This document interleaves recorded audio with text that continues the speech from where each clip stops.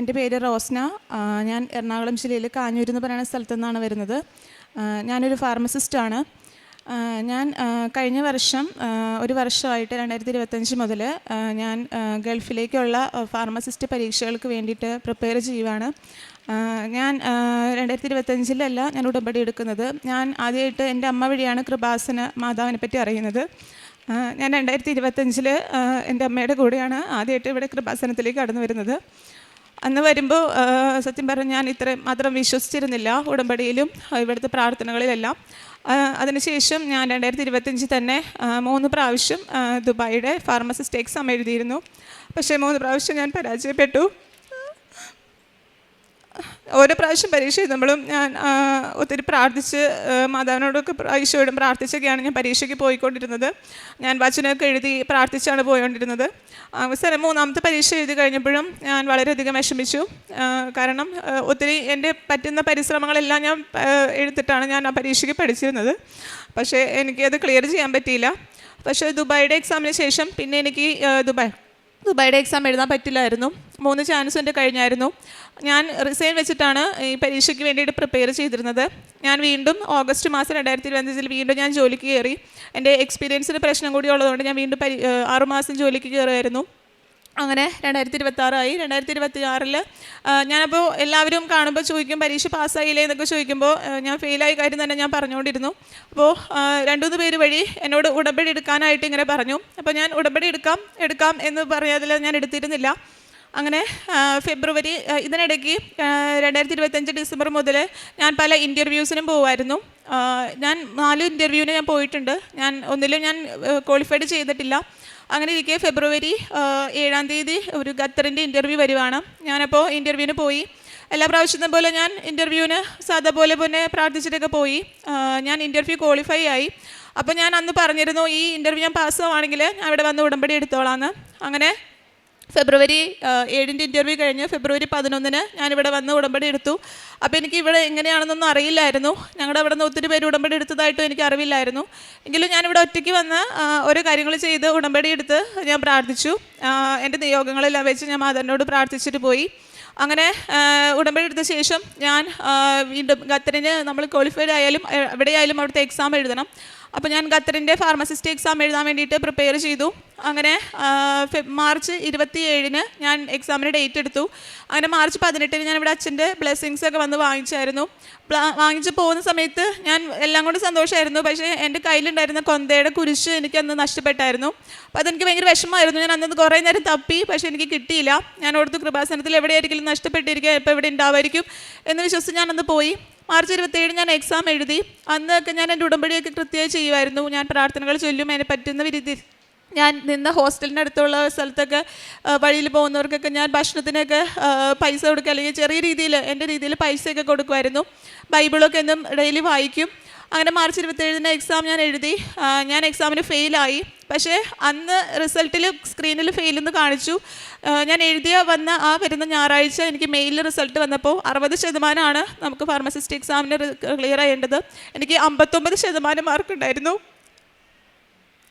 പക്ഷേ അന്ന് ഞാൻ ഒത്തിരി കരഞ്ഞെങ്കിലും ഞാൻ അന്ന് എക്സാം സെൻറ്ററിൽ നിന്ന് ഇറങ്ങുമ്പോൾ ഞാൻ ഇനി എക്സാം എഴുതുന്നില്ല. കാരണം എന്നെ കൊണ്ട് ഇതിന് കഴിയത്തില്ല, ചിലപ്പോൾ എനിക്ക് ഇതിനെല്ലായിരിക്കും നാട്ടു ജോലി ചെയ്യാനായിരിക്കും എന്നൊക്കെ പ്രതീക്ഷിച്ചാണ് ഞാൻ അന്ന് അവിടെ നിന്ന് പോകുന്നത്.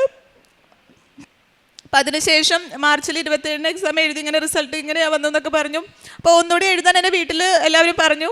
ഞാനങ്ങനെ 1 മാസം പക്ഷെ ഞാൻ ജോലിക്ക് പോയത്. കാരണം എനിക്ക് മാനസികമായിട്ട് എനിക്കൊന്നും പറ്റുന്നുണ്ടായിരുന്നില്ല. എപ്പോഴും ഈ ഓരോ ടെക്സ്റ്റും കാര്യങ്ങളെല്ലാം പഠിച്ച് എനിക്ക് ഇനി അതിലെന്താ പഠിക്കേണ്ടതെന്ന് പോലും എനിക്കറിയില്ലായിരുന്നു. അങ്ങനെ ഏപ്രിൽ മാസം 2026 ഏപ്രിൽ മാസം 1 മാസം ഞാൻ വീണ്ടും ജോലി ചെയ്തു. ജോലിക്ക് ശേഷം ഞാൻ ഏപ്രിലിൽ റിസൈൻ വെച്ചിട്ട് വീണ്ടും പരീക്ഷ എഴുതാൻ വേണ്ടിയിട്ട് ഒരുങ്ങാണ്. അപ്പോൾ എനിക്ക് ഇൻ്റർവ്യൂ ക്ലിയർ ചെയ്തെങ്കിലും ഓഫർ ലെറ്റർ വരാനിരിക്കുമ്പോഴാണ് അവിടെ ഈ വാറിൻ്റെ പ്രശ്നങ്ങൾ കാരണം എല്ലാം സ്റ്റക്കായി തുടങ്ങിയായിരുന്നു. എങ്കിലും പ്രതീക്ഷയോടെ തന്നെ ഞാൻ ഈ എക്സാം എഴുതാൻ വേണ്ടിയിട്ട് നടക്കുകയാണ്. അങ്ങനെ മെയിൽ ഞാൻ പരീക്ഷയ്ക്ക് വീണ്ടും മാതാവിനോട് പ്രാർത്ഥിച്ചു. അപ്പോൾ ഈ ഏപ്രിൽ മാസം മുഴുവൻ എൻ്റെ പ്രാർത്ഥനാ ലൈഫിൽ ഒത്തിരി മാറ്റങ്ങൾ വന്നായിരുന്നു. എനിക്ക് ബൈബിളൊന്നും കൃത്യമായിട്ട് വായിക്കാൻ പറ്റുന്നില്ല, ഉടമ്പടി ഒന്നും കൃത്യമായിട്ട് ചെയ്യാൻ പറ്റുന്നില്ലായിരുന്നു. മെയ് 9-ാം തീയതി ഞാൻ വേറൊരു ഇൻ്റർവ്യൂവിൻ്റെ പോസ്റ്റ് കണ്ടു. അപ്പോൾ അത് ഒമാനിലേക്കുള്ളതായിരുന്നു. ഞാൻ ഒമാനിൽ എന്ന് പറയുന്ന സ്ഥലത്തേക്ക് പോകാനായിട്ട് ഞാൻ ഒരിക്കലും പ്ലാൻ ചെയ്തിരുന്നില്ല. ഇൻ്റർവ്യൂവിന് ഞാൻ അപ്ലൈ ചെയ്തെങ്കിലും ഇൻ്റർവ്യൂവിന് 2-3 മാസം മുമ്പ് ഞാൻ അവരോട് വിളിച്ചു പറഞ്ഞു ഞാൻ വരുന്നില്ലെന്ന് പറഞ്ഞു. May 9 interview. മെയ് 8 പക്ഷേ എനിക്ക് പറ്റുന്നില്ല, വെള്ളിയാഴ്ചയായിരുന്നു. ഞാൻ എൻ്റെ ഇടവക പള്ളിയിലൊക്കെ പോയി പ്രാർത്ഥിച്ച് വന്ന ശേഷം ഞാൻ വീണ്ടും അവരെ വിളിച്ചിട്ട് പറഞ്ഞു ഞാൻ ഇൻ്റർവ്യൂവിന് വരുന്നുണ്ട്. അവർ കുഴപ്പമില്ല വന്നോളം പറഞ്ഞു. ഞാൻ ഡോക്യുമെൻറ്റ്സോട് ഞാൻ എപ്പോഴും ഒറ്റയ്ക്കാണ് പോകുന്നത്. ഞാൻ ഇൻ്റർവ്യൂവിന് പോയി. അന്ന് പോകുമ്പോൾ ഞാൻ ദർജ ബസ്സുകളൊക്കെ ഉപയോഗിച്ചിരുന്നു. അതായത് വീട്ടിൽ നിന്ന് പ്രത്യക്ഷീകരണ പ്രാർത്ഥന ചൊല്ലി, അതുപോലെ എൻ്റെ നെറ്റിയിലൊക്കെ പൂശി, അതുപോലെ ഞാൻ ഇട്ടിരുന്ന പാൻസിൻ്റെ പോക്കറ്റിലേക്ക് ഞാൻ ഉപ്പ് ഇട്ടിരുന്നു.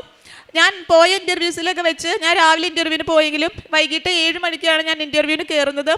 കയറുമ്പോൾ തന്നെ നമുക്ക് 3 റൗണ്ട് ക്ലിയർ ചെയ്യും. പക്ഷേ ഇതുവരെയുള്ള ഒരു ഇൻ്റർവ്യൂ പോലെ അല്ലായിരുന്നു. ഏതെങ്കിലും ഒരു റൗണ്ടെങ്കിലും ഏകദേശം ഉച്ചയാകുമ്പോഴേക്കും തീരാറുണ്ടായിരുന്നു. അപ്പോൾ അവിടെ ഇരുന്ന് ഒത്തിരി മുഷിഞ്ഞായിരുന്നു. അപ്പോൾ ഞാൻ ഓർത്ത് വെറുതെ തന്നെ ഇവിടെ വരെ കൊണ്ടുവന്ന് എന്തിനാന്ന് തന്നെ മാതാവിനോട് പറഞ്ഞു. എങ്കിലും ഞാൻ അവിടെ നടന്ന സമയത്ത് ഞാൻ ആ ഒമാനിലേക്കുള്ള എക്സാമിന് ക്ലിയർ ചെയ്ത ഒരു ചേച്ചീനെ കണ്ടു. അപ്പോൾ ഞാൻ ചേച്ചിയോട് ചേച്ചി എങ്ങനെ പഠിച്ചതെന്നൊക്കെ ഞാൻ ചോദിച്ചു. അപ്പോൾ ആൾ പറഞ്ഞു ഞാൻ ഒരു സെറ്റ് ക്വസ്റ്റ്യൻസ് മാത്രമേ പഠിച്ചോളൂ, വേറെ കോച്ചിങ് ഒന്നും ചെയ്തില്ല.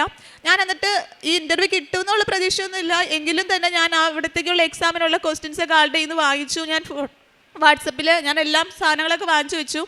7 മണിക്ക് കയറുന്നതിന് മുമ്പും ഞാൻ വാഷ്റൂമിൽ പോയിട്ട് പ്രത്യക്ഷീകരണ പ്രാർത്ഥന ചൊല്ലി വീണ്ടും എണ്ണ വെച്ച് കുരിശൊക്കെ വരച്ചിട്ട് ഞാൻ ഇൻ്റർവ്യൂവിന് കയറാണ്. എല്ലാവരും പോലെ തന്നെ എനിക്ക് ഭയങ്കര പേടിയാണ്. എനിക്ക് ഇംഗ്ലീഷൊന്നും അത്ര ഫ്ലൂവായിട്ട് വരില്ല. അപ്പോൾ ആദ്യത്തെ റൗണ്ട് കഴിഞ്ഞു. ഞാൻ ഓരോ റൗണ്ടിൽ കയറുമ്പോഴും അവർ കാണാതെ എൻ്റെ പാൻസിൻ്റെ ഉള്ളിൽ നിന്ന് ഞാൻ ഇരിക്കുന്ന സീറ്റിൽ ഉപ്പിട്ടിരുന്നു. അങ്ങനെ ഫസ്റ്റ് റൗണ്ട് കഴിഞ്ഞു, സെക്കൻഡ് റൗണ്ട് കഴിഞ്ഞു, തേർഡ് റൗണ്ട് കഴിഞ്ഞാണ് നമ്മൾ സെലക്ട് ആവുമെന്ന് പറയുന്നത്. ഞാൻ തേർഡ് റൗണ്ടിൽ കയറി കഴിഞ്ഞപ്പോൾ അവരെന്നോട് കുറച്ച് ഡ്രഗ്സ് കാര്യങ്ങളൊക്കെ ചോദിച്ചു. എനിക്കറിയാം ഞാൻ തെറ്റാണ് പറഞ്ഞിരിക്കുന്നതെന്ന്. ഇതിനു മുമ്പ് ഖത്തറിൻ്റെ ഇൻ്റർവ്യൂ ആണ് ഞാൻ നന്നായിട്ട് ഞാൻ ആകെപ്പാടെ പെർഫോം ചെയ്തിട്ടുള്ളതെന്ന് എനിക്ക് ഉറപ്പായിരുന്നു. കാരണം അന്ന് ഞാൻ കുറേ ക്വസ്റ്റ്യൻസ് കാര്യങ്ങൾ പറഞ്ഞിരുന്നതാണ്, ആൻസർ പറഞ്ഞിരുന്നു. ഇത് ഞാൻ ഒന്നും പറഞ്ഞില്ല. ഞാൻ ഇറങ്ങിയ ശേഷം അവരെന്നോട് പറഞ്ഞു ഇപ്പോൾ റിസൾട്ട് പറയുന്നില്ല, ഏജൻസി ത്രൂ ആയിട്ട് 2 ദിവസം കഴിഞ്ഞേ പറയുള്ളൂ എന്ന് പറഞ്ഞു. അപ്പോൾ എല്ലാ പ്രാവശ്യത്തെ പോലെ ഞാൻ വിഷമിച്ചാണ് അവിടെ നിന്ന് പോകുന്നത്. കാരണം ഞാൻ അതത്ര പ്രതീക്ഷിച്ചിരുന്നില്ല ഒമാനിലേക്കുള്ള ഇൻ്റർവ്യൂ പാസ്സാവുന്നത്. കാരണം ഓൾറെഡി ഖത്തറിൻ്റെ പരീക്ഷ എഴുതാൻ നിൽക്കുമായിരുന്നല്ലോ. അങ്ങനെ ഞാൻ അവിടെ നിന്ന് ഇറങ്ങി. പിറ്റേ ദിവസം മെയ് 10 ഞാൻ വൈകിട്ട് പ്രത്യക്ഷീകരണ പ്രാർത്ഥനയും ചൊല്ലിയ ശേഷം വീട്ടിലൊരു വണ്ടി വാങ്ങിച്ചായിരുന്നു. അപ്പോൾ വണ്ടിക്ക് കംപ്ലൈൻറ്റ് കാരണം എപ്പോഴും പറയുന്നത് ഞാനിങ്ങനെ കേട്ടു. ഞാൻ അപ്പോൾ പ്രത്യക്ഷീകരണ പ്രാർത്ഥന ചൊല്ലി എന്നും വൈകുന്നേരത്ത് സായാഹ്ന പ്രാർത്ഥനയ്ക്ക് ശേഷം ഞാൻ തൈലെടുത്തിട്ട് 3 പ്രാവശ്യം എൻ്റെ നെറ്റിയിൽ വരയ്ക്കും. പിന്നെ നമ്മളിവിടെ പാടുന്ന മരിയതായി എന്നുള്ള പാട്ട് പാടും. അത് കഴിഞ്ഞിട്ട് ഞാൻ ആ വെളിച്ചെണ്ണ അങ്ങനെ തന്നെ വണ്ടിയിൽ കാറിലും ഞാൻ കുരിശ് വരച്ചു. കുരിശ് വരച്ച് ഞാൻ കയറി വരുമ്പോൾ എന്നെ ഏജൻസിയിൽ നിന്ന് വിളിച്ചിട്ട് പറഞ്ഞു ഇതുപോലെ ഇൻ്റർവ്യൂ സെലക്ട് ആയിട്ടുണ്ടെന്ന് പറഞ്ഞു. അപ്പോൾ ഞാൻ ഒത്തിരി ആദ്യം തന്നെ ഞാൻ മാതാവിന് തന്നെ നന്ദി പറഞ്ഞത്. അപ്പോൾ ഇതെനിക്ക് മാതാവ് തന്നതാണെന്ന് ഞാൻ വിശ്വസിച്ചു. അപ്പം ഞാൻ അവിടെ നിന്ന് പറഞ്ഞു ഈ ഒമാനിലേക്ക് പോകാൻ ഞാൻ ഒരിക്കലും പ്ലാൻ ചെയ്തിട്ടില്ല, പക്ഷേ ഇതിൻ്റെ എല്ലാ കാര്യങ്ങളും അമ്മ തന്നെ എനിക്ക് ചെയ്തു തരണം. ഈ ഇവിടുത്തെ എക്സാം മാത്രമല്ല, ഇതിന് അവിടെ ചെന്നിട്ട് വൈവി ഉണ്ട്, അങ്ങനെ കുറച്ച് ഇഷ്യൂസൊക്കെ ഉള്ളതാണ് ഒമാനിലേക്കുള്ളത്. എങ്കിലും ഞാൻ എക്സാം ഇൻ്റർവ്യൂ പാസ്സാവും മാത്രമല്ല എല്ലാ ഇൻ്റർവ്യൂ പോലെ തന്നെ അപ്പം തന്നെ നമുക്ക് ഓഫർ ലെറ്റർ കിട്ടും. എനിക്ക് അവർ ഓഫർ ലെറ്റർ അയച്ചു തന്നു. ഞാനത് സൈൻ ചെയ്ത് തിരിച്ചയക്കുകയും ചെയ്തു. അപ്പോൾ എനിക്ക് ഭയങ്കര ഒരു അത്ഭുതമായി. അപ്പോൾ ആ ദിവസങ്ങളിൽ ഞാൻ അച്ഛൻ്റെ ഒരു ടോക്കിൽ വചനം കേട്ടായിരുന്നു, റോമ 11:6. കൃപയാലാണെങ്കിൽ പ്രവൃത്തികൾ അധിഷ്ഠിതമല്ല, കൃപയാൽ അല്ലെങ്കിൽ കൃപ ഒരിക്കലും കൃപയായിരിക്കില്ല. സത്യമായിട്ട് ഞാൻ ആ ദിവസങ്ങളൊന്നും ഞാൻ ഒന്നും ചെയ്തിട്ടില്ല. അതായത് മാതാവിന് വേണ്ടിയിട്ടോ എൻ്റെ പ്രേക്ഷിതയായിട്ടോ ഒന്നും ഞാൻ ചെയ്യാൻ എനിക്ക് സാധിച്ചിട്ടില്ല. എനിക്ക് അപ്പോൾ അതിലൊരു വിഷമം തോന്നി. അതിനുശേഷം ഞാൻ വീണ്ടും എക്സാം എഴുതണമല്ലോ, അപ്പോൾ എൻ്റെ ഉടമ്പടി പുതുക്കുന്നതായിരുന്നു. അങ്ങനെ മെയ് 12 ഞാൻ ഇവിടെ വന്നു, ഉടമ്പടി പുതുക്കി. അപ്പോൾ എല്ലാവരും ഞാൻ സാക്ഷ്യത്തിലൊക്കെ കേൾക്കാറുണ്ട്, ഒരു ഡേറ്റിന് വേണ്ടിയിട്ട് പ്രാർത്ഥിക്കും. അപ്പോൾ ഞാനിവിടെ മാതാവിനോട് വന്ന് പ്രാർത്ഥിച്ചു. എനിക്ക് ഈ എക്സാമിനുള്ള ഡേറ്റ് മാതാവ് പറഞ്ഞു തരാൻ പറഞ്ഞു. പക്ഷെ ഞാൻ ഇവിടുന്ന് വണ്ടി കയറി പോയപ്പോഴും എനിക്കൊരു ഡേറ്റ് അങ്ങനെ ഒന്നും എനിക്ക് തോന്നിയില്ല. വീട്ടിൽ ചെന്ന ശേഷം അന്ന് ഉടമ്പടി ഇവിടുന്ന് വാങ്ങിക്കുമ്പോൾ നമുക്ക് ഉടമ്പടി പുതുക്കുമ്പോൾ പത്രം തരുമല്ലോ. അപ്പോൾ എനിക്ക് സത്യം പറഞ്ഞാൽ പത്രം കൊടുക്കാൻ എനിക്ക് അച്ഛൻ്റെ സാക്ഷ്യത്തിലൊക്കെ കേൾക്കുമ്പോൾ എനിക്ക് കൊടുക്കാനും ഭയങ്കര ആഗ്രഹമാണ്. പക്ഷെ അത് ചെയ്യാൻ സമയത്ത് എനിക്ക് ഭയങ്കര ഒരു ടെംപ്റ്റേഷനും മടിയും കാര്യങ്ങളാണ്. എങ്ങനെ ഇതെല്ലാവർക്കും കൊടുക്കുമ്പോൾ അറിയാത്തവർക്ക് പ്രാർത്ഥിച്ച് കൊടുക്കണം എന്നൊക്കെ എനിക്ക് ആഗ്രഹമുണ്ട്. അപ്പം അന്ന് ഞാൻ ഇവിടുന്ന് 3 കെട്ട് പത്രം വാങ്ങിച്ചത്. അപ്പോൾ ഉടമ്പടി പുതുക്കാൻ ക്ലാസ്സിലിരിക്കുമ്പോൾ ഞാൻ എല്ലാവരുടെയും കയ്യിൽ നോക്കി, എല്ലാവർക്കും 3 കെട്ട് തന്നെയാണ്. അപ്പം ഞാനിത് എങ്ങനെ കൊടുക്കുന്നൊരു മനസ്സിൽ വെച്ചിട്ട് തന്നെയാണ് അന്ന് ഞാൻ ഇവിടുന്ന് പോയത്. പക്ഷേ ഞാൻ വീട്ടിൽ ചെന്ന് പ്രാർത്ഥിക്കുമ്പോൾ മാതാവ് പറഞ്ഞു നീ ആ സ്ഥലത്ത് കൊടുക്കുക, ഈ സ്ഥലത്ത് കൊടുക്കുക. അപ്പോൾ ആ ദിവസങ്ങളിൽ ഒരു സാക്ഷ്യത്തിലൊരു കുട്ടി പറഞ്ഞു ഓട്ടോ സ്റ്റാൻഡിലൊക്കെയാണ് പത്രം കൊടുത്തതെന്ന്. ഞാനപ്പോൾ എനിക്കറിയാവുന്ന ഓട്ടോ സ്റ്റാൻഡിൽ പിറ്റേ ദിവസം തന്നെ പോയി. ഞാൻ ഒത്തിരി കൊടുത്തതിൽ ഈ 54 പത്രം കൊടുത്തതിൽ പകുതി പേരും അക്രൈസ്തവരായിരുന്നു. ഞാൻ അവരുടെ കയ്യിൽ കൊടുക്കും. അപ്പോൾ എനിക്ക് ഇങ്ങനെ തോന്നി, ഞാൻ കൊടുക്കുമ്പോൾ വെറുതെ കൊടുക്കുകയല്ല, അവരുടെ എന്തെങ്കിലും നിയോഗം ഉണ്ടെങ്കിൽ അതുകൂടി ചോദിക്കാമെന്ന് വിചാരിച്ചു. ഞാനപ്പോൾ ഒരു പേപ്പറും പേനയും കൊണ്ട് തന്നെ പോയി. അപ്പോൾ കുറേ പേർക്ക് കൊടുക്കുമ്പോൾ ഞാൻ ചോദിക്കും, ചേച്ചിക്ക് എന്തെങ്കിലും സാക്ഷ്യമുണ്ടോ, അല്ലെങ്കിൽ ചേച്ചിക്ക് എന്തെങ്കിലും പ്രാർത്ഥനയുണ്ടോ പറയാൻ, ഞാൻ പ്രാർത്ഥിക്കുമ്പോൾ പ്രാർത്ഥിക്കാം. അപ്പോൾ കുറേ പേര് പറയും, കുറേ പേര് പറയില്ല. ഞാൻ അവരുടെ ഓരോരുത്തരുടെ പേര് തെറ്റാതെ 54 ഉണ്ടെങ്കിൽ 54 പേരുടെയും കറക്റ്റായിട്ട് പേര്, അതുപോലെ അവരുടെ നിയോഗം ഞാൻ എഴുതി വാങ്ങിച്ചുകൊണ്ട് പോന്നു. ഞാൻ വീട്ടിൽ വന്ന ശേഷം എനിക്ക് എൻ്റെ അമ്മ പറഞ്ഞിങ്ങനെ മെയ് 23 ഞാൻ എക്സാമിന് ഡേറ്റ് എടുക്കുകയാണ്. അപ്പോൾ ഞാൻ പറഞ്ഞു 23-ാം തീയതിക്കുള്ളിൽ എനിക്ക് പത്രം കൊടുത്തു കഴിയണം. ആ 54 പേർക്ക് വേണ്ടിയിട്ട് 54 കൊന്തയും ഞാൻ ചൊല്ലി ശേഷമാണ് പരീക്ഷയ്ക്ക് പോകുള്ളൂ എന്ന് പറഞ്ഞിരുന്നു. ഞാൻ എൻ്റെ ജീവിതത്തിൽ പണ്ടേ മാതാവിനോട് ഭക്തിയുള്ള ആളാണെങ്കിലും ഞാൻ ഒരു ദിവസം 10 കൊന്ത ചൊല്ലിയായിരുന്നു. ഞാൻ പഠിക്കാൻ വേണ്ടിയിട്ട് മോളിൽ പോയിരിക്കെങ്കിലും ഞാൻ പഠിക്കില്ലായിരിക്കും, ഞാൻ കൊന്ത ചൊല്ലുവാണ്. ഒരാൾക്ക് പോലും ഉള്ളൊരു കൊന്ത ഞാൻ ഉഴപ്പി ചൊല്ലിയിട്ടില്ല. അതായത് എനിക്ക് വേണ്ടിയിട്ടല്ല, അവർ പറഞ്ഞ അവരുടെ നിയോഗങ്ങൾക്ക് വേണ്ടിയിട്ട് ഞാൻ ഓരോരുത്തർക്കും വേണ്ടിയിട്ട് കൊന്ത ചൊല്ലിക്കൊണ്ടിരുന്നു. അത് എങ്ങനെയാണ് ചൊല്ലിയെന്ന് എനിക്കറിയില്ല. എനിക്ക് കറക്റ്റ് സമയങ്ങൾ കിട്ടി. ഞാൻ നമ്മൾ എക്സാമിന് പഠിക്കുന്ന പോലെ തന്നെ എണ്ണ എഴുതി വെച്ച് കാൽക്കുലേറ്റ് ചെയ്ത് ഇത്ര ദിവസം ഇത്ര കൊന്ത അങ്ങനെ ചൊല്ലി ഞാൻ 54 കൊന്തയും ചൊല്ലി. അവസാനത്തെ 4 പത്രവും കൊടുക്കാനുണ്ടായിരുന്നു എനിക്ക്. ഞാൻ എക്സാമിന് 2 ദിവസം മുമ്പാണ് അത് കൊടുത്തു തീർക്കുന്നത്. അതും ഞാൻ കൊടുത്തത് മാതാവിൻ്റെ അനുഗ്രഹം ഒത്തിരി വേണ്ട 4 പേർക്ക് തന്നെ എനിക്കത് കൊടുത്തു തീർക്കാൻ സാധിച്ചു. അങ്ങനെ എക്സാമിൽ മെയ് 23-ാം തീയതി ഞാൻ എക്സാം എഴുതി. എക്സാമിന് വേണ്ടി പോകുമ്പോൾ രാവിലെ എൻ്റെ ഇടവകപ്പള്ളിയിൽ കുർബാനയ്ക്ക് പോയി. അവിടെ ദിവികാരത്തിന് മുമ്പിൽ നിന്ന് ഞാൻ കൊന്ത ചൊല്ലി. അങ്ങനെ ഒരു 55-ാമത്തെ കൊന്ത മാത്രമാണ് എനിക്ക് വേണ്ടിയിട്ട് ഈ എക്സാമിന് വേണ്ടിയിട്ട് ഞാൻ ചൊല്ലിയിട്ടുള്ളൂ. എക്സാമിന് ഞാൻ ഭയങ്കര എല്ലാ പ്രാവശ്യം ഞാൻ 5-ാമത്തെ പരീക്ഷയാണ് എഴുതുന്നത്. ഈ ഫാർമസിസ്റ്റിൻ്റെ 5-ാമത്തെ പരീക്ഷയാണ് യോമാൻ്റെ എക്സാം. അപ്പോൾ 2-3 23 2-3 5-ാമത്തെ എക്സാം അങ്ങനെ പല നമ്പർ വൈസ് എനിക്ക് പല ഇതുപോലും അനുഗ്രഹം പോലും എനിക്ക് തോന്നി. ഞാൻ എക്സാമിന് ഭയങ്കര കൂളായിട്ട് തന്നെ പോയി. എനിക്ക് ട്രിവാൻഡ്രം പോകേണ്ട വന്നില്ല. ഇവിടെ പുത്തൻകുരിശായിരുന്നു എൻ്റെ സെൻറ്റർ. ഞാൻ പോകുന്ന വഴിക്കായാലും എൻ്റെ ലെഫ്റ്റ് സൈഡിൽ എപ്പോഴും ഒരു ആളൊഴിഞ്ഞ പോലെ, ഞാൻ പള്ളിയിലിരിക്കുമ്പോഴായാലും എൻ്റെ ലെഫ്റ്റ് സൈഡിൽ ഇരിക്കുന്ന ചേച്ചിമാർ നീല സാരി എടുത്തവർ. അപ്പോൾ ഞാൻ ഭയങ്കര സന്തോഷമായിട്ടാണ് ആ ബസ്സിലിരുന്നതും. ഞാൻ നേരെ നോക്കുമ്പോൾ ബസ്സിലെ ഡ്രൈവറുടെ ബാക്ക് സീറ്റിൽ മാതാവിൻ്റെ രൂപമാണ്. അപ്പോൾ ഞാൻ ഭയങ്കര സന്തോഷത്തോടെ തന്നെ എക്സാം സെൻറ്ററിൽ ചെന്നു. ഞാൻ 1:45 എക്സാം. അതുവരെ എന്നെ കയറ്റാൻ വന്ന ആൾക്കാരെക്കാളും അന്ന് ഞാൻ എക്സാമിന് കയറണ സമയത്ത് വന്നത് ഒരു ലേഡി ആയിരുന്നു. ഞാൻ എക്സാം കഴിഞ്ഞ് ഇറങ്ങുമ്പോഴാണ് ചിന്തിക്കുന്നത്, ആ ലേഡി ഉടുത്തിരുന്നത് മാതാവിൻ്റെ പോലെ ഒരു ഗ്രേ കളർ സാരി ആയിരുന്നു. അപ്പോൾ ആൾ എന്നോട് പറഞ്ഞു, കൊന്ത കയറ്റാൻ പറ്റത്തില്ല, കാശുരൂപം കയറ്റാം. ഞാൻ കഴിഞ്ഞ എക്സാമിന് കയറിയപ്പോൾ എൻ്റെ പാൻസിൽ ഉപ്പ് വെച്ചിരുന്നത് ഞാൻ അത് എടുത്തിട്ടപ്പോൾ അവരെന്നോട് അത് പറ്റില്ലെന്ന് അങ്ങനെ എന്നോട് ക്വസ്റ്റ്യൻ ചെയ്തായിരുന്നു. അതുകൊണ്ട് ഇപ്രാവശ്യം ഞാൻ പാൻസിൻ്റെ മടക്കിലാണ് ഞാൻ ഉപ്പ് വെച്ചുകൊണ്ട് പോയത്. ഞാൻ എന്നിട്ട് സീറ്റിലിരുമ്പോൾ തന്നെ കുടഞ്ഞ് സീറ്റിലേക്ക് ഇരുന്നു. ശേഷം ഞാൻ എക്സാം എഴുതി. ആ എക്സാം സെൻറ്റർ ഞാൻ ആദ്യമായിട്ടാണ് അവിടെ പോകുന്നതെങ്കിലും അത് ഫുള്ള് ബ്ലൂ വൈറ്റ് ഷെയ്ഡ് ഉള്ളതായിരുന്നു. ഞാൻ ഇരിക്കുന്ന സ്ക്രീൻ, ആ സിസ്റ്റം എല്ലാം ബ്ലൂ വൈറ്റ് ഷെയ്ഡാണ്. അപ്പോൾ എനിക്ക് ഭയങ്കര ഒരു ഫീൽ, ഞാൻ എന്നും പ്രാർത്ഥിക്കുന്ന പോലെ മാതാവിനോട് ഇങ്ങനെയാണ് പറഞ്ഞത്, ഈ പരീക്ഷ എനിക്ക് മാതാവ് എഴുതി തരണം, കൂടെ വരെയല്ല വേണ്ടത്, എനിക്ക് മാതാവ് എഴുതി തരണം എന്ന് പറഞ്ഞിരുന്നു ഞാൻ. അപ്പോൾ ഈ ആൾ അയച്ചു തന്ന ഒരു 500 ക്വസ്റ്റ്യൻസ് അല്ലാതെ ഞാൻ വേറെ ഒന്നും വായിച്ചിട്ടില്ല. ഞാൻ എപ്പോഴും പഠിച്ചേക്കുന്നതിൻ്റെ ബേസിക് ഉള്ളതുകൊണ്ട് ഞാൻ ആ ക്വസ്റ്റ്യൻസ് മാത്രമാണ് നോക്കിയേക്കുന്നത്. ഞാൻ ഫസ്റ്റ് ക്വസ്റ്റ്യൻ എടുത്തു. First question same, repeated question. ആ ക്വസ്റ്റ്യനിലുള്ള ഫസ്റ്റ് ക്വസ്റ്റ്യൻ സെയിം, രണ്ടാമത്തെ ക്വസ്റ്റ്യൻ സെയിം, എല്ലാം. അതായത് അപ്പം ഞാൻ ഓർത്തു ലാസ്റ്റ് വരുമ്പോൾ പാടായിരിക്കും. ആ 100 ക്വസ്റ്റ്യനും എനിക്ക് റിപ്പീറ്റഡ് ആയിരുന്നു. കാൽക്കുലേഷനൊന്നും എനിക്ക് ചെയ്യേണ്ട പോലും തോന്നിയില്ല. ഞാൻ മനപ്പാടായിരുന്നു എനിക്ക് അതിൻ്റെ ആൻസറൊക്കെ. ഞാനതെല്ലാം കുത്തി. എങ്കിലും ഇറങ്ങുമ്പോൾ ഞാൻ അത്രയും ആഹ്ലാദിച്ചില്ല. കാരണം എനിക്ക് എന്താ അതിൻ്റെ റിസൾട്ട് എന്ന് എനിക്ക് അറിയില്ലായിരുന്നു. ഇറങ്ങുമ്പോൾ റിസൾട്ട് അറിയണമെന്ന് ഞാൻ പ്രാർത്ഥിച്ചായിരുന്നു. പക്ഷേ സ്ക്രീൻ ക്ലോസ് ആയി. എന്നോട് പുറത്തിറങ്ങാനാണ് പറഞ്ഞത്. പുറത്തിറങ്ങി എൻ്റെ പാസ്പോർട്ട് അവർ വീണ്ടും വാങ്ങിച്ച് എനിക്ക് റിസൾട്ട് പ്രിൻ്റ് എടുത്ത് തന്നപ്പോൾ എനിക്ക് റിസൾട്ടിൽ 77% മാർക്കാണ് എനിക്ക് കിട്ടിയത്. അപ്പോൾ ഞാൻ ശരിക്കും കരഞ്ഞു പോയി അവിടെ നിന്ന്.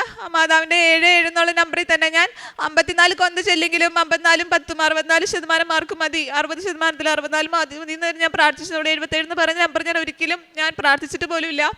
അങ്ങനെ എനിക്ക് 77% മാർക്ക് എന്ന് മാതാവ് അനുഗ്രഹിച്ചു. ഞാൻ അവിടുന്ന് എക്സാം എഴുതി. അങ്ങനെ എക്സാം ക്ലിയർ ചെയ്തു. പിന്നെ ഡാറ്റ ഫ്ലോ കാര്യങ്ങളാണ്. അപ്പോൾ ഇതിൻ്റെ ഓരോ കാര്യങ്ങളും ഞാൻ മാതാവിനോട് പറഞ്ഞിരുന്നു, മാതാവാണ് ചെയ്യുന്നത്, ഞാൻ ചെയ്യുന്നില്ല. ആ ദിവസങ്ങളിലുള്ള ധ്യാനങ്ങളൊക്കെ ഞാൻ കൂടുമായിരുന്നു. അപ്പോൾ എനിക്ക് ഉടമ്പടി ജീവിതം അതിൽ ഓരോ ദിവസം എനിക്ക് അച്ഛൻ പറയുന്ന ഓരോ ടോക്കിലെ കാര്യങ്ങളും എനിക്ക് തന്നെ ഒരു കിട്ടുന്ന ഒരു പാഠമായിട്ടാണ് തോന്നിയത്. കാരണം എൻ്റെ ഇതുവരെയുള്ള ജീവിതത്തിൽ നിന്ന് ഒരു അച്ചടക്കമായ ഒരു ജീവിതശൈലി ഉണ്ടാവാനായിട്ടായിരിക്കും എനിക്ക് മാതാവ് ഉടമ്പടി എടുത്തു തന്നത്. എനിക്ക് ഒത്തിരി കൊന്ത ചൊല്ലാനൊക്കെ തോന്നി. ഞാൻ 3 കൊന്ത കൈ വാങ്ങിച്ചു. ഇനി ആരെങ്കിലോട് പറഞ്ഞ് ആ കൊന്ത കൊടുക്കണമെന്നൊക്കെ എനിക്ക് ഒരു ഉൾപ്രേരണ ഉണ്ടായി. അങ്ങനെ ഡാറ്റ ഫ്ലോക്ക് കൊടുക്കുമ്പോഴും എൻ്റെ എക്സ്പീരിയൻസിന് ഒരു പ്രശ്നമുള്ള കാര്യം എനിക്കറിയാം. അപ്പോൾ ഞാനിത് ഏജൻസിയോട് സൂചിപ്പിക്കുന്നുണ്ടെങ്കിൽ അവരതിനെപ്പറ്റി ഒന്നും പറയുന്നില്ല. ഓൾറെഡി 2025 ദുബായിയുടെ വേണ്ടിയിട്ട് ഞാൻ ഡാറ്റ ഫ്ലോയ്ക്ക് പൈസ ഒത്തിരി മുടക്കി ഡാറ്റ ഫ്ലോ ചെയ്ത് വെച്ചിരുന്നു. അത് ഇതിൽ പ്രയോജനപ്പെടുമെന്ന് എനിക്ക് ഉറപ്പുണ്ടായില്ല, പക്ഷെ അത് പ്രയോജനപ്പെട്ടു. എൻ്റെ 2 വർഷത്തെ എക്സ്പീരിയൻസ് ഓൾറെഡി ക്ലിയർ ആയിരുന്നു. അത് ഇവർ ജസ്റ്റ് വെരിഫൈ ചെയ്തോളൂ. ആകപ്പാടെ ലാസ്റ്റത്തെ 1 ഇയർ മാത്രമാണ് ഈ ഡാറ്റ ഫ്ലോ ക്ലിയർ ചെയ്തോളും. ആ ഡാറ്റ ഫ്ലോ റിപ്പോർട്ട് എനിക്ക് കിട്ടുന്നത് ജൂൺ 7 2026 ജൂൺ 7 കിട്ടുന്നത്. അതും മാതാവിൻ്റെ സീലോട് കൂടി എനിക്കത് കിട്ടി. ഇപ്പോൾ ഇതിൻ്റെ എല്ലാ കാര്യങ്ങളും ഞാനിപ്പോൾ എഴുതുന്ന അല്ലെങ്കിൽ പോകുന്ന ജോലിയുടെ ഓരോ കാര്യങ്ങളായാലും മാതാവ് തന്നെ എനിക്ക് ചെയ്തു തന്നുകൊണ്ടിരിക്കുകയാണ്. ഞാൻ ഈ ഒരു സാക്ഷ്യം അമ്മയുടെ കാര്യങ്ങൾ വഴി ഈശോയ്ക്ക് സമർപ്പിക്കുന്നു. ഒത്തിരി പേരുടെ മുമ്പിൽ പാസ്സാവാതിരുന്നപ്പോൾ ഞാൻ ഒത്തിരി വിഷമിച്ചിട്ടുണ്ട്. പക്ഷെ മാതാവ് എനിക്കിത് എൻ്റെ അപമാനം മാതാവ് മാറ്റി തന്നതാണിത്. ഇപ്പോഴും ഞാൻ മാതാവിനോട് പ്രാർത്ഥിക്കുന്നത് ഇങ്ങനെയാണ്. കഴിഞ്ഞ ധ്യാനത്തിൽ അച്ഛനോട് പറഞ്ഞ പോലെ നമ്മൾ അനുഗ്രഹങ്ങൾക്ക് വേണ്ടിയായിരിക്കില്ല ഉടമ്പടി എടുക്കുന്നത്. ഇപ്പോഴും ഞാൻ പ്രാർത്ഥിക്കുന്നുണ്ട്, ഇനി എനിക്ക് വൈവയുണ്ട് അവിടെ ചെല്ലുമ്പോൾ. അപ്പോൾ ഈ ജോലി അമ്മ എനിക്ക് അവിടെ തന്നിട്ടുണ്ടെങ്കിൽ എനിക്ക് ആ ജോലി അവിടെ കിട്ടിയാൽ മതി എന്നാണ് ഞാൻ അമ്മയോട് പ്രാർത്ഥിക്കുന്നത്. അതുപോലെ എൻ്റെ പ്രേക്ഷിത പ്രവർത്തനമായിട്ട് ഞാൻ ചെയ്തത്, ഞാൻ ഈ കൊന്ത ചൊല്ലുന്നതുകൊണ്ട് ഞാൻ ചിന്തിച്ചു, ഞാൻ 54 പേർക്ക് വേണ്ടിയിട്ട് കൊന്ത ചൊല്ലുന്നത് ഒത്തിരി സന്തോഷമായിട്ടാണ് ഞാൻ കരുതുന്നത്. എന്നും എൻ്റെ കുടുംബ പ്രാർത്ഥനയിൽ 5ാമത്തെ രഹസ്യം 54 പേർക്ക് വേണ്ടിയിട്ടാണ്. ഞാൻ ഇപ്പോഴും അവരുടെ പേരുകൾ എൻ്റെ കയ്യിലുണ്ട്, അവരുടെ നിയോഗങ്ങളുണ്ട്, അവർക്ക് വേണ്ടി എന്നും പ്രാർത്ഥിക്കുന്നുണ്ട്. അതുപോലെ എൻ്റെ വീടിൻ്റെ സ്ഥലത്തുള്ള ഒരു ഓൾഡ് ഏജ് ഹോമിൽ ഞാൻ പോയിരുന്നു. അവിടെ ഭക്ഷണത്തിന് പൈസ കൊടുത്തു. അതുപോലെ പിന്നീട് പാസ്സായ ശേഷം ഞാൻ കുറച്ച് മിഠായും കൊണ്ടൊക്കെ അവിടെ ചെന്നു. അപ്പോൾ എൻ്റെ കയ്യിൽ ഫുഡായിട്ട് കൊടുക്കാനൊന്നും എൻ്റെ കയ്യിൽ ഉണ്ടായിരുന്നില്ല. അവിടെ ഓൾറെഡി പക്ഷേ ഫുഡ് ഡൊണേറ്റ് ചെയ്യുന്നുണ്ടായി. ഞാനപ്പോൾ അവരുടെ പ്ലേറ്റ് ഒക്കെ കഴുകി ഞാൻ ഓട്ടോമാറ്റിക്കലി കിടക്കുന്ന പേഷ്യൻസിൻ്റെ റൂമിലേക്ക് ഞാൻ കയറി പോകുമായിരുന്നു. അപ്പോൾ അവർ കഴിച്ചതിൻ്റെയൊക്കെ വേസ്റ്റൊക്കെ ഉണ്ട്. ഞാൻ ചെരുപ്പൊന്നും ഇട്ടുണ്ടായിരുന്നില്ല. എങ്കിലും അവിടെ നടന്ന് ഞാൻ അവരോടൊക്കെ വർത്താനൊക്കെ പറഞ്ഞ് ഭയങ്കര സന്തോഷമായിട്ടാണ് ഞാൻ പോകുന്നത്. ഇപ്പോഴും എൻ്റെ ജീവിതത്തിൽ മാതാവ് ഒത്തിരി അനുഗ്രഹങ്ങൾ തരുന്നുണ്ട്. ഞാൻ നേർച്ച വസ്തുക്കൾ ഉപയോഗിക്കുമ്പോഴായാലും എനിക്ക് വയ്യാതായാലും ഓരോ കാര്യങ്ങൾ ചെയ്യുമ്പോഴും ഞാൻ ആ നേർച്ച വസ്തുക്കളുടെ ബലത്തിലാണ് ഇപ്പോൾ ജീവിക്കുന്നത് തന്നെ. അങ്ങനെ മാതാവിനെ ഒത്തിരി അനുഗ്രഹിച്ചു. പരിശുദ്ധ അമ്മയ്ക്കും ഈശോയ്ക്കും ഒത്തിരി നന്ദി പറയുന്നു. 94-ാം സങ്കീർത്തനം 18-19 തിരുവചനങ്ങൾ. എൻ്റെ കാൽ വഴുതുന്നു എന്ന് ഞാൻ വിചാരിച്ചപ്പോഴേക്കും കർത്താവെ, അങ്ങയുടെ കാരുണ്യം എന്നെ താങ്ങി നിർത്തി. എൻ്റെ ഹൃദയത്തിൻ്റെ ആകുലതകൾ വർദ്ധിക്കുമ്പോൾ അങ്ങ് നൽകുന്ന ആശ്വാസം എന്നെ ഉന്മേഷവാനാക്കുന്നു. റോസ്ന എന്ന ഈ മകളുടെ പ്രത്യക്ഷീകരണ സാക്ഷ്യത്തിൽ നമുക്ക് മനസ്സിലാകുന്നത് ഇത് not by merit but by grace എന്ന ഉടമ്പടി അടിസ്ഥാനത്തിൽ ഈ മകൾക്ക് സമയച്ചുരുക്കത്തിൽ ലഭിച്ച ഒരു വലിയ അനുഗ്രഹമാണ്. താൻ വളരെ സങ്കടത്തോടുകൂടി ഇവിടെ വന്ന് ഓരോ പ്രാവശ്യവും പരിശുദ്ധ അമ്മയോട് സങ്കടം പറഞ്ഞ് പ്രാർത്ഥിക്കുമ്പോൾ താൻ പ്രതീക്ഷിച്ചതിലും അപ്പുറമായി പ്രേക്ഷിത പ്രവർത്തനത്തെ തനിക്കൊരു ഗ്രേസ് മാർക്ക് കിട്ടാൻ വേണ്ടി മകൾ ഉപയോഗിച്ച ഒരു പ്രാർത്ഥനാ പദ്ധതിയാണ് ജപമാല ചൊല്ലുക. ഞാൻ ആർക്കെല്ലാം പത്രം കൊടുത്തുവോ അവർക്കെല്ലാം അവരുടെ എല്ലാം പേരുകൾ എഴുതിയെടുത്ത് അവർക്ക് വേണ്ടി പ്രാർത്ഥിച്ചു. ഇന്നും ഈ മകൾ പറയുന്നത്, ഞാൻ ഈ 54 പേർക്ക് വേണ്ടി ഞാനിപ്പോഴും പ്രാർത്ഥിച്ചു കൊണ്ടിരിക്കുന്നു.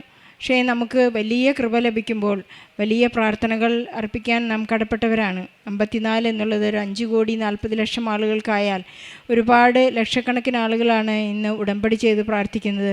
പലരും പ്രോസസ്സിങ്ങിലാണ്, പലർക്കും ഇപ്പോഴും അവരുടെ അനുഗ്രഹങ്ങൾ വഴിയിലാണ്, അല്ലെങ്കിൽ സമയച്ചുരുക്കത്തിൽ അവർക്ക് നടന്നു കിട്ടുന്നില്ല. അവരുടെ പ്രോമിസ് ചിലപ്പോൾ അവർക്ക് അവരുടെ ഉടമ്പടി കൃത്യമായി പാലിക്കാൻ സാധിക്കുന്നില്ല. ഈശോയോടുള്ള വിശ്വസ്തതയിൽ അവർ എപ്പോഴൊക്കെയോ മുടങ്ങിപ്പോകുന്നു. അവർക്കെല്ലാം വേണ്ടി നാം പ്രാർത്ഥിക്കുമ്പോഴാണ് നമ്മുടെ ആത്മാവ് തന്നെ അവർക്ക് വേണ്ടി, മറ്റുള്ളവർക്ക് വേണ്ടി പ്രാർത്ഥനാ സഹായം എത്തിച്ചു കൊടുക്കുന്നു എന്ന് നാം വചനങ്ങളിൽ വായിച്ചെടുക്കുന്നുണ്ട്. പരിശുദ്ധ അമ്മ നമുക്ക് വേണ്ടി മാധ്യസ്ഥം വഹിക്കുമ്പോൾ നാം ഒരു പത്രം കൊടുക്കുമ്പോൾ ഈശോയാണ് നമ്മൾ ഏറ്റുപറയുന്നത്. എനിക്ക് ലഭിച്ച അനുഗ്രഹങ്ങളിൽ നിങ്ങൾക്കും കൂടി പങ്കുകാരാവുക, എനിക്ക് ലഭിച്ച ദൈവസ്നേഹത്തിൽ നിങ്ങൾ കൂടി ഇത് അറിയുക എന്നാണ് ഈശോ നമ്മോട് അവൻ പറയുന്നത് പോലെ ചെയ്യുക എന്നുള്ള വലിയ ആഹ്വാനത്തിന് നാം ഉത്തരം നൽകുന്ന അവിടെയാണ്. എൻ്റെ ഈശോ എനിക്ക് നൽകുന്നത് ഞാൻ നിങ്ങൾക്ക് നൽകുന്നു. ഈശോ പറഞ്ഞത് അത് തന്നെയാണ്. അമ്മ അവൻ പറയുന്നത് പോലെ ചെയ്യുക എന്ന് പറഞ്ഞപ്പോൾ അവൻ പറഞ്ഞതൊന്നു മാത്രമാണ്, സുവിശേഷത്തിൽ വിശ്വസിക്കുക, സുവിശേഷം കൈമാറുക. ഓരോ പ്രേക്ഷിത പ്രവർത്തനത്തിലൂടെയും നമ്മൾ ചെയ്യുന്നത് അതുതന്നെയാണ്, ഈശോയെക്കുറിച്ച് പറയുക. അപ്പോഴാണ് ഈശോയെക്കുറിച്ച് പറയാനുള്ള ആ തീക്ഷ്ണമായ ആഗ്രഹം. അവിടെ നമ്മൾ നമ്മുടെ നിയോഗങ്ങൾ മറന്നുപോകുന്ന ഒരു സ്റ്റേജ് വരുന്നത് കാണാം. 3-4 ഉടമ്പടി പ്രാവശ്യം പുതുക്കി കഴിയുമ്പോൾ പിന്നെ നമ്മുടെ നിയോഗങ്ങൾ മറന്നു പോകുന്നു. ഈ മകൾ പറഞ്ഞു, ഞാൻ ഒരു തവണ മാത്രമേ എനിക്ക് വേണ്ടി ജപമാല ചൊല്ലി പ്രാർത്ഥിച്ചുള്ളൂ എന്ന് പറയുന്നു. അതിനർത്ഥം ഞാൻ എന്നെ തന്നെ മറന്നുകൊണ്ടിരിക്കുന്നു, ഞാൻ ഈശോയെ കൂടുതൽ സ്നേഹിക്കാൻ തുടങ്ങി എന്നാണ്. യോഹന്നാൻ്റെ വിശുദ്ധ ലൂക്കായുടെ സുവിശേഷം 24 നാം വായിക്കുന്നത് എമ്മാവുസിലേക്ക് പോയ ശിഷ്യന്മാരെ കുറിച്ചാണ്. അവർ പറയുന്നു, ക്രിസ്തു ഇതെല്ലാം സഹിച്ച് മഹത്വത്തിലേക്ക് പ്രവേശിക്കേണ്ടതായിരുന്നില്ലേ? അങ്ങനൊരു നമുക്കൊരു ഈശോയ്ക്കൊരു മഹത്വം കൊടുക്കണമെങ്കിൽ നമുക്ക് സഹനം ആവശ്യമാണ്. കൊച്ചു കൊച്ചു സങ്കടങ്ങളിലെല്ലാം ഈശോ മഹത്വപ്പെടണമേ എന്നാണ് നമ്മുടെ പ്രാർത്ഥനയാണെങ്കിൽ, അവിടുന്ന് നമ്മോടുകൂടെ അദൃശ്യനായി നമ്മോടുകൂടെ സഞ്ചരിക്കുമ്പോൾ, പരിശുദ്ധ അമ്മ നമ്മോടുകൂടെ സഞ്ചരിക്കുമ്പോൾ അടയാളങ്ങളോടുകൂടി നീല സാരിയിലോ നീല വെളിച്ചത്തിലോ അല്ലെങ്കിൽ നീലത്തിരിയിലെല്ലാം പരിശുദ്ധ അമ്മ നമുക്ക് പ്രകടമാകുമ്പോൾ നമുക്ക് മനസ്സിലാക്കാം ദൈവസ്നേഹം കൃപയായി നമ്മിലേക്ക് ഒഴുകുന്നു എന്നുള്ളത്. നമ്മുടെ എല്ലാ സഹനങ്ങളെയും ഒരു സ്വർണ്ണനൂല് കൊണ്ട്, തകർച്ചകളെ സ്വർണ്ണനൂല് കൊണ്ട്, വചനം കൊണ്ട് ചേർത്തുണക്കി നമുക്ക് പ്രാർത്ഥിച്ച് മറ്റുള്ളവർക്ക് കൂടി അനുഗ്രഹം പ്രാപിക്കുന്നവരാകാം. റോസ്നയ്ക്ക് ലഭിച്ച എല്ലാ അനുഗ്രഹങ്ങൾക്കും ഈശോയ്ക്ക് നന്ദി പറഞ്ഞുകൊണ്ട് നല്ലൊരു കയ്യടിയോടെ ഈ സാക്ഷ്യം നമുക്ക് സമർപ്പിക്കാം. അത്യപൂർവ ദൈവാനുഭവങ്ങൾ ഇനി നിങ്ങൾക്കും സ്വന്തം. ഈ യൂട്യൂബ് ചാനൽ ഇതുവരെ സബ്സ്ക്രൈബ് ചെയ്തിട്ടില്ലെങ്കിൽ ഇപ്പോൾ തന്നെ സബ്സ്ക്രൈബ് ചെയ്യുക. ഈ വീഡിയോ ഇപ്പോൾ തന്നെ നിങ്ങളുടെ സുഹൃത്തുക്കൾക്ക് ഷെയർ ചെയ്തുകൊണ്ട് കർത്താവിൻ്റെ പ്രേക്ഷിതരാകുക.